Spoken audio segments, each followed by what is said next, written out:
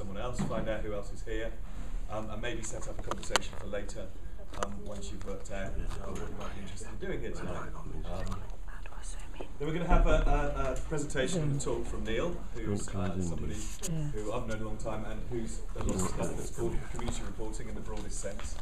Anybody who was here last time, or anybody really who's seen what we said about community reporters, will know that we don't really know what community reporting is. We don't work at this from the point of view of saying, right, it's this and it's not that. It's much more about saying what do you think it is and how can it be part of what you're trying to do. So Neil's going to talk about his experience, and I think that will generate some questions and some ideas, maybe on your part about your potential take on community reporting, and also some of the things that Neil's had experience and knowledge of may be useful for you in terms of what you're trying to do. Around 7:45 we'll have a break, and hopefully, having teed you up with some nice dating, you'll be able to then go and do some networking and have quite a long coffee break and make sure you get a chance to talk to people, ask questions, find out what other people are doing. One of the things that we know that is sort of a common currency across the work that we've done so far are assignments. And actually, when we do the training that we do, we give people things to do because it often triggers your interest and is the catalyst for working out how you're going to do your version of community reporting. So what we also will be doing, I think, is just seeing if there's any assignments or things that you're interested in doing, where we may be able to help. And equally, if you run a community newsletter and you want somebody to write a story about something in particular, please tell us so that we can see whether we can find somebody to match up with that. That's the sort of idea about how we're thinking that we might work.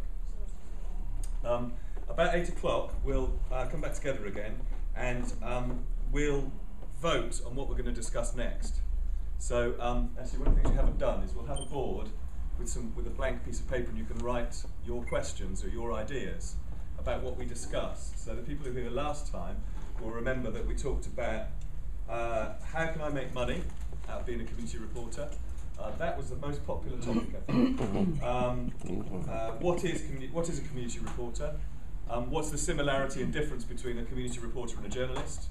And the last time we were here, somebody did a presentation about journalists and their take on community reporting. Somebody wanted to know about WordPress and how you publish your own blog. So we ran a session looking at that. Now we had a load of other questions as well, but those are the ones when we voted that we chose that we would work on.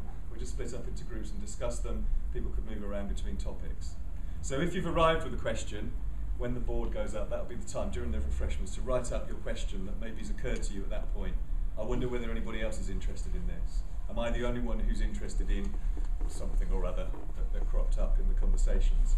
And that means that we can sort of respond to what you're interested in rather than telling you the discussions about what we're interested in. Okay, so, and then we'll finish about 8:45, we'll stop to the extent that we've planned anything. By 9 o'clock, the room will hopefully be nearly empty, and the bit in between you can ask any questions or make any comments or just ask people around you, or just continue the conversations that might then carry on in the pub.